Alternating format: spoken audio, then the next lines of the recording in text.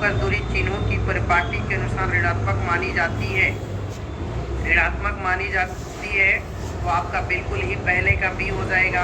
ठीक है ना। आपका अवतल दर्पण अगर आपने क्लिक किया है पहले में तो ठीक है। सब लोग लाइक करो मेरे प्यारे फ्रेंड्स, आप लोग लाइक करो वीडियो को। चलिए लाइक करना ना भूलेंगे। 2 नंबर देखिए कि अवतल दर्पण में आवर्धित काल्पनिक प्रतिबिंब बनाने के लिए वस्तु को है ना कहाँ रखना चाहिए, तो आपका बिल्कुल ही 2 का ए हो जाएगा, फोकस और ध्रुव के बीच। बिल्कुल ये सही है। सब लोग लाइक करो मेरे प्यारे स्टूडेंट्स। 3 नंबर प्रकाश के अपवर्तन के कितने नियम है, इसमें बी हो जाएगा 2, बिल्कुल सही है। 4 नंबर देखेंगे किसी माध्यम के अपवर्तनांक का मान होता है, तो आपने पढ़ा होगा म्यू इक्वल टू साइन आई बटा साइन आर, आपका बिल्कुल ही सही जवाब हो जाएगा।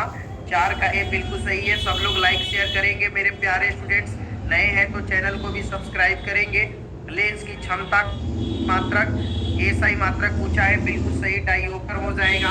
ठीक है। 5 में डी अगर आपने किया है तो बिल्कुल सही किया है। अवतल लेंस में आवर्धन एम बराबर होता है, तो आपका भी बाई यू बिल्कुल ही सही है। 6 का सी आपने किया है तो सही किया है। हीरे का अपवर्तनांक कितना होता है, तो बिल्कुल 2.42। 7 में अगर आपने डी मारा है तो एक सही है। एक प्रिज्म कितने सतहों से घिरा होता है, तो बिल्कुल 8 में अगर आपने डी किया है तो बिल्कुल ही सही किया है। 5। सब लोग लाइक करो मेरे प्यारे स्टूडेंट्स, आप लोग लाइक नहीं कर रहे हैं। सर को सपोर्ट कीजिए। निम्नलिखित में किस लेंस को अपसारी लेंस कहते हैं, तो अवतल लेंस को अपसारी लेंस कहते हैं। एज का भी आएगा, थोड़ा देर में मिल जाएगा, तुरंत डालेंगे। ठीक है ना। सब लोग लाइक शेयर करो।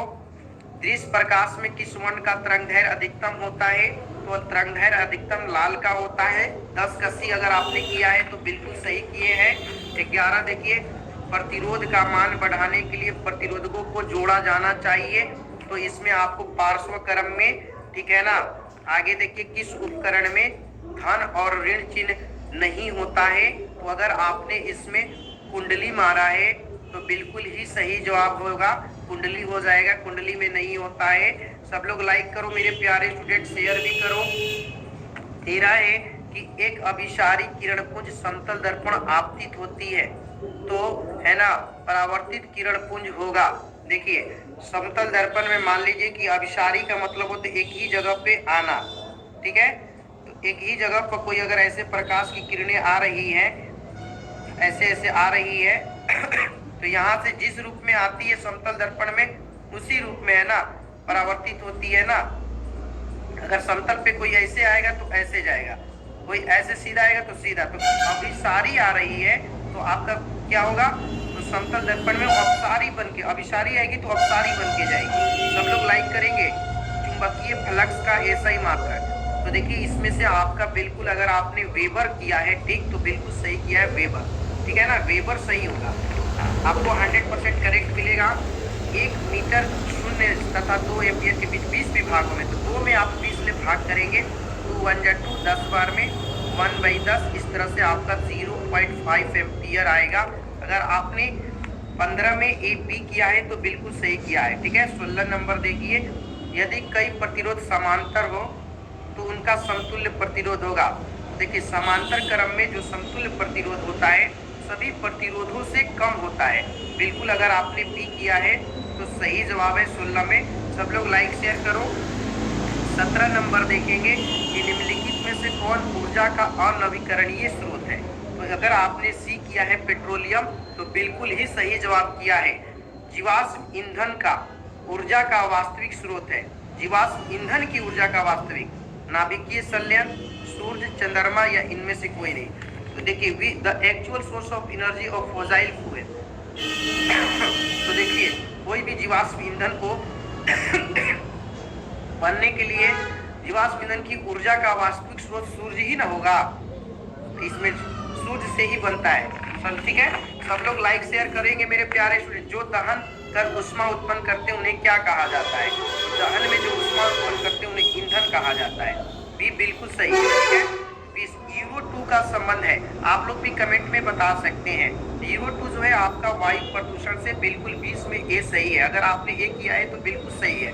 21 देखिए, श्वेत प्रकाश में वर्ण विक्षेपण उत्पन्न करता है, तो देखिए वर्ण विक्षेपण की क्षमता श्वेत प्रकाश में, तो ये जो है फ्रीज में करता है, बिल्कुल 21 का डी हो जाएगा। लाइक करो मेरे प्यारे स्टूडेंट, सब लोग लाइक कीजिए। सौर ऊर्जा का सीधे विद्युत में बदलने वाली युक्ति को, सौर ऊर्जा को, इसको सौर सेल कहते हैं। बिल्कुल आपका 22 में अगर आपने सी किया है तो सही किया है।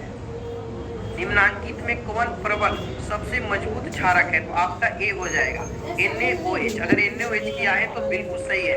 Everyone like this video. शुष्क बर्फ का रासायनिक सूत्र क्या होता है, तो CO2 अगर आपने 24 में किया है तो बिल्कुल सही किया है। 25 है कि पोटेशियम की परमाणु संख्या 19 है, तो संयोजकता तो 2 8 8 1, तो इसकी संयोजकता 1 हो जाएगा बिल्कुल ही। 25 में अगर आपने 1 किया है तो सही है। 26 है एल्केन का समान सूत्र है, तो एल्केन में आपका CnH2n+2 होता है। अगर आपने बी किया है तो बिल्कुल सही किया है। फ्लोरीन की परमाणु संख्या, सारा इजी क्वेश्चन है, 9 हो जाएगा। कोई बिलियन है ना लाल लिटमस यानी रेड को ब्लू कर रहा है तो क्या होगा, तो बेस होता है क्षार, और क्षार की जो होती है 7 से अधिक। अगर 28 में आपने बी किया है तो बिल्कुल ही सही जवाब किया है आपने। चलिए 29 देखिए, ऑक्सीजन की परमाणु भार 8 का दुगना 16। अगर 29 में सी किया है तो आपने सही किया है, ठीक है। आई भी बनाएंगे, आई का भी। बॉक्साइट किस धातु का एस्केप, एल्युमिनियम। बिल्कुल 30 में अगर आपने डी किया सी किया है तो सही है। 31 देखिए, धातुओं की क्रियाशीलता श्रेणी, तो देखिए सबसे पहले के होता है पोकैसो, कैल्शियम होता है, तो इसमें तो कैल्शियम नहीं सोडियम। सेकेंड सिटी का क्वेश्चन भेज दिए हैं, सोडियम पोकैसो मैज लो सी, पोकैसो मैज, Na होगा Mg होगा जिंक, और आपका इसमें डी ऑप्शन बिल्कुल ही सही है, ठीक है ना, डी ऑप्शन सही है। ये देखिए इसमें Fe2O3 में एल्युमिनियम जो है ऑक्सीजन के साथ संयोग कर रहा है और Fe को हो जाता है, तो इसमें विस्थापन हो गया है Fe। तो 32 में सी अगर आपने किया है तो सही किया है, ठीक है ना। सब लोग लाइक शेयर करना ना भूलेंगे।